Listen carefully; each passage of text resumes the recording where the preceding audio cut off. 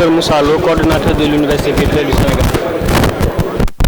Alors, est-ce que, M. Lo, vous pouvez revenir sur l'objectif de cette rencontre?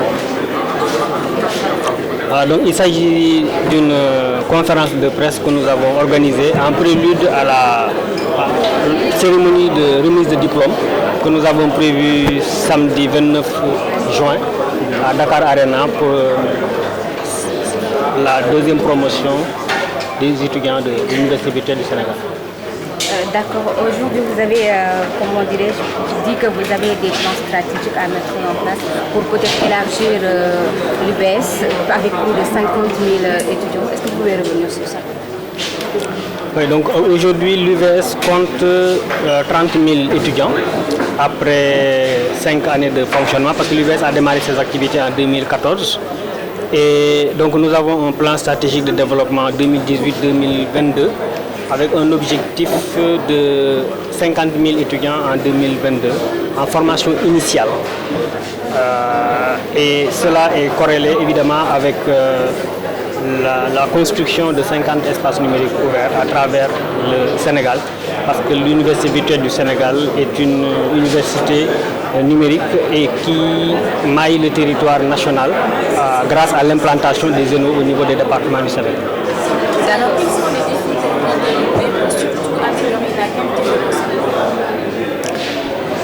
Alors, comme nous sommes dans un domaine qui est extrêmement innovant, qui constitue soit donc de numérique éducatif, nous avons déjà comme défi de pouvoir améliorer la qualité de la formation en faisant de l'innovation pédagogique, en s'appuyant sur les technologies du numérique.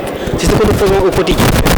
Et notre défi, c'est toujours de s'auto-évaluer, d'évaluer ce que nous faisons et d'améliorer ce que nous faisons pour pouvoir améliorer davantage la qualité de la formation. Et pour cela, nous allons d'abord passer par le processus d'accréditation et d'habilitation nationale. Donc cela veut dire quoi?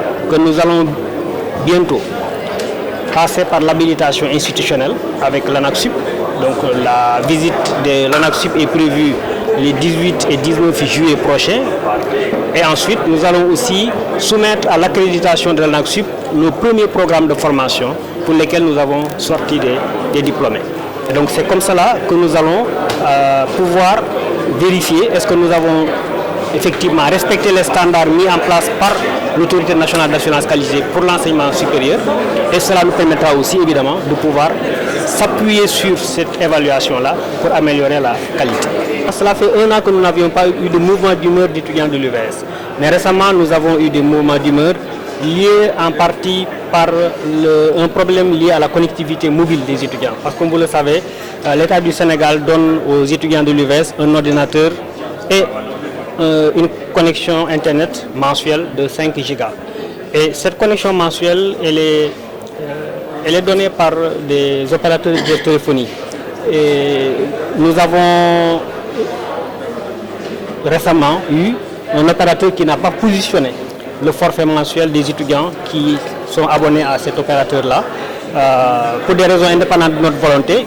Mais aujourd'hui, je peux vous dire que cette question a pu être réglée grâce à l'engagement de toutes les autorités, mais aussi de M. l'ambassadeur Omar Pen qui est là et qui a beaucoup appuyé pour que cette question soit réglée le plus tôt possible. Parce que la connectivité est essentielle dans le modèle pédagogique de l'Université virtuelle du Sénégal.